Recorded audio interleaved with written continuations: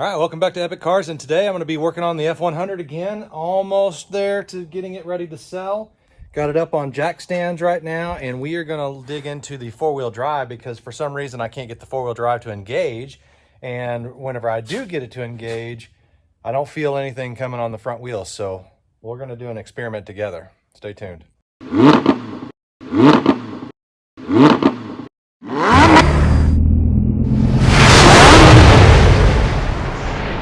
Okay, so you can see that I've got it up on jack stands on the front and the back. I've got it about 3-4 inches off the ground on all four corners.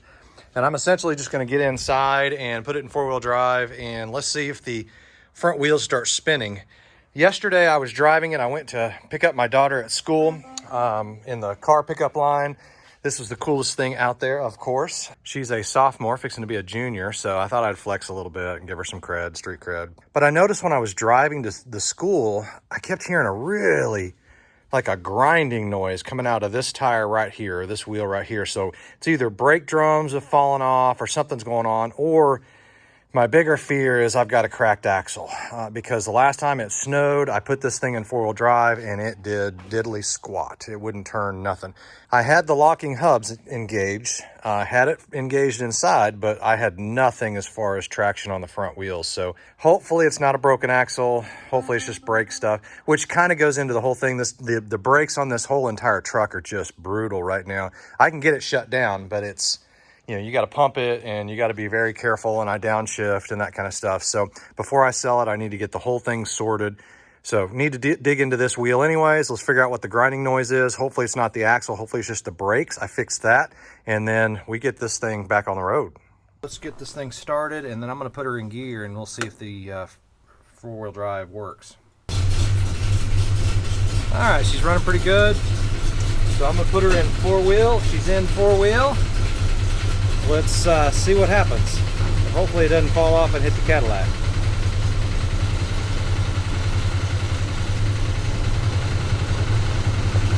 All right, I got nada. I got the rear wheel spinning, but front wheel is not turning whatsoever. All right, we'll do this again the other side.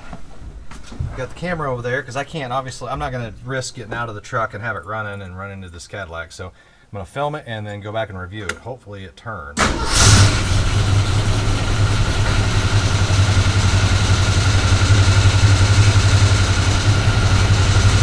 Alright, she's engaged, but I don't think it's turning. Now let's go check the video. Okay, there's one more check we can do before we start assuming it's transfer case or axle or something like that. We got to see if that drive shaft's turning. So I'm going to set the camera down here, put it in gear, put it in four-wheel drive, see if it turns. If it turns and then the wheels aren't turning, that tells us we do have a axle problem. If it's not turning, then it tells me that I've got a transfer case problem. So here we go.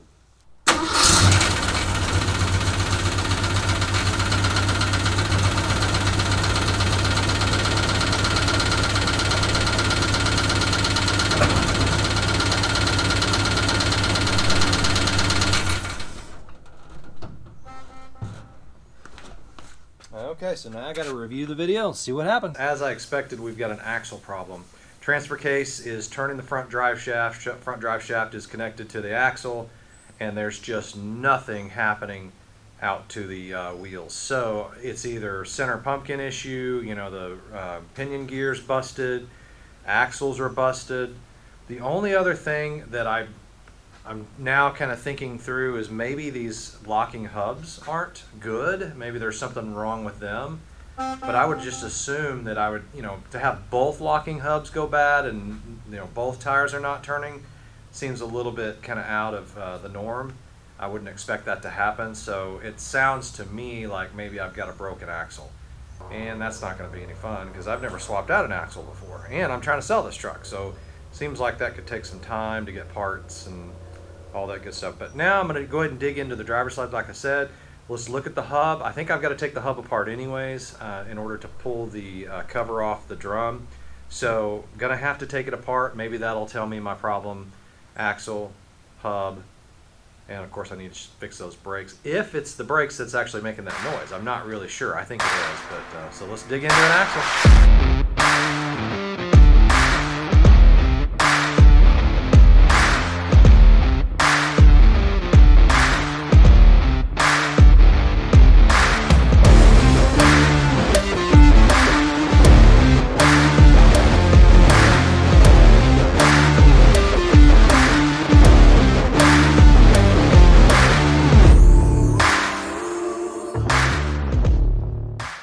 got the outer part of the locking hub off now, and what I'm going to do is start the truck and let's see if this axle actually turns. If that does turn, good chance our axle's not broke, and probably our issue is actually just with the locking hubs themselves. So let me get in there and start it up and we'll see what happens.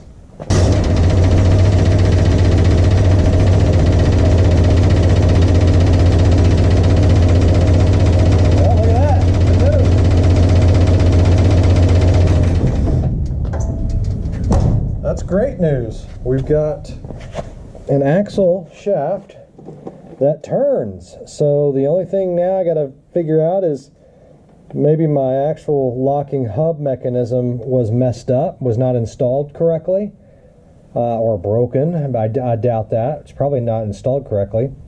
And that should solve our problem. Man, that's good news. Okay, so I took off the locking hub, and the problem I'm running into is it doesn't look like the locking hub that I've got is engaging with the actual other side of the locking hub to where the rotor is locked into place. I've put it in there several times myself, tried to kind of cram it in there, and it just seems like it's not engaging. It's almost like it's the wrong hub for that little tooth gear right there. So I went ahead and bought some new ones. They're only like 69 bucks at O'Reilly's, so they're going to come in later today. It looks to me to be a stock hub. The other side actually says worn, so I was going to take that apart too and just kind of look at it, but it just seems like it's not engaging. And I do have my axle turning, so it's not broke inside the tube, the axle tube there. It's all has to do with this, basically this locking hub kit. So just can't get it to work, so I'm going to go get some new ones and we'll install it, and you know, hopefully that's good for the new owner. Now, full disclosure, I tore this entire truck apart, probably about 2.5 weeks ago. That's where the previous clips on this video came from. Then I got crazy busy with just so much stuff. It's ridiculous. You've got some new additions to the fleet. You got a big red thing right there. You got that thing over there. You got another one right there. I've got more in Kansas. And things just got a little out of hand, and I got crazy busy with a flip house and just some projects in general. So this kind of went on the back burner. Well, I had a kid come down from Kansas with Brandon, the Diesel Whisperer, and his name is Chandler. And I got to give props to Chandler and Brandon for fixing this and putting it back together. So I had the driver's side completely torn apart, and it was a booger, and I got online and some guys helped me out, try to figure that out, but he put it all back together.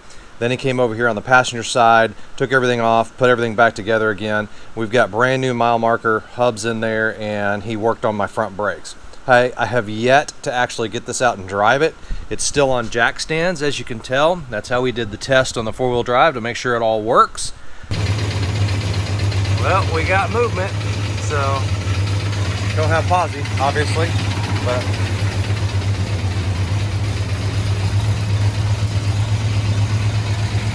we're moving. Four-wheel drive, baby. But it's raining really hard right now, so I'm going to leave it inside because there are a couple other things I need to do. I need to put a new valve for the heater control, so I got a new one here. I'm going to be putting that on. Then I'm going to spruce up the engine bay a little bit. I'm going to paint those valve covers and just kind of clean some things up, because remember, I'm getting ready to sell this truck, so I'm getting it ready to sell, and I wanted to make sure it was all in tip-top condition.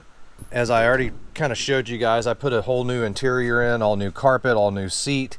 But look at that dash pad. It's kind of old and just beat up and brittle. So I'm going to put that in there really to complete this interior. Still needs a little work here and there, but overall it's a nice truck to drive around.